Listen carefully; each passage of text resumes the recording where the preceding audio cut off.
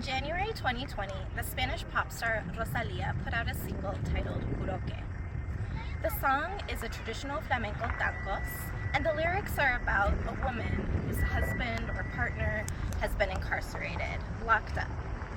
Rosalía sings from the perspective of this woman, and she sings about the pain of not being able to see her loved one and her desire and longing to see him and be with him again. The song innovates upon a long tradition in flamenco of decrying the pain and the violence of incarceration. Historically, the Gitano community in Spain has suffered persecution and genocidal violence at the hands of the Spanish state. As a result, there is a disproportionate impact of incarceration on the Spanish Romani community, and that has been true for hundreds of years.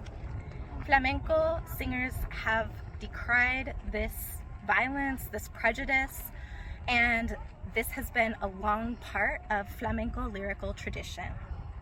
What's interesting about Juro is that Rosalía innovates upon this tradition in the sense that these songs have historically been sung by men about women.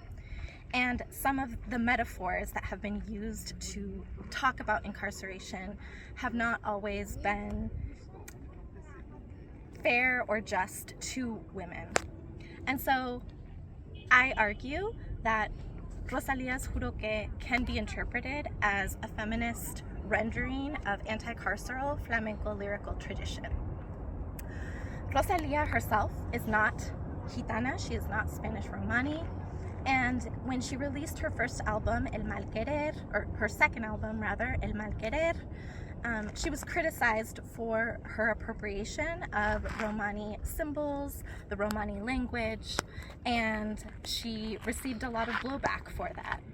I argue that Juro is a different project. It is a project in which Rosalía is negotiating her own positionality as a non-Romani person, a paya, in flamenco.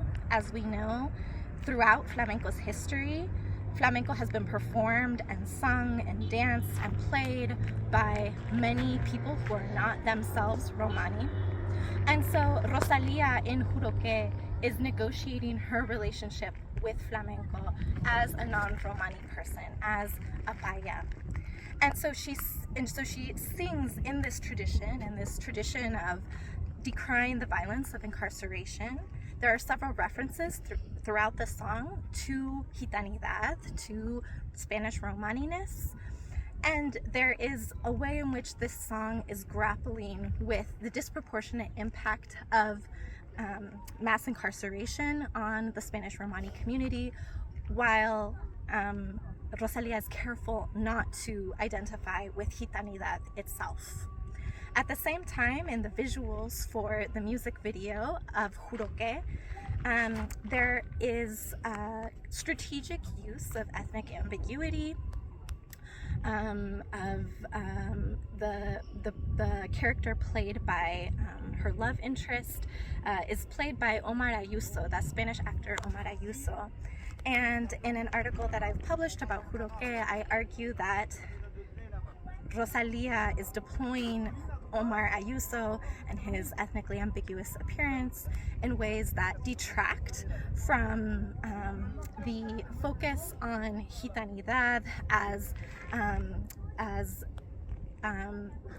Spanish Gitanos as the community that has disproportionately suffered mass incarceration. And so there is a way in which this song and the music video kind of straddle the line between some really politically radical traditions and some less politically radical traditions.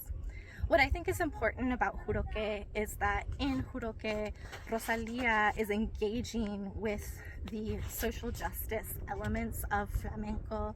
Flamenco has always been an art form that has been sung against and in relation to oppression. And Rosalía is engaging with that tradition in Juro in a way that I think is really productive and generative and makes us all question our own position in relation to systems of violence and oppression. And so I hope that Rosalia's Juro can be an invitation for us to think about our positionality, our role as flamencas and flamencos, and performers within the flamenco community. What is our role to the traditions of flamenco, right? What is our relationship to those traditions? What do we owe those traditions? How can we innovate upon those traditions? And how can we do so in the spirit of fighting against injustice and fighting against oppression all across the world? Thank you.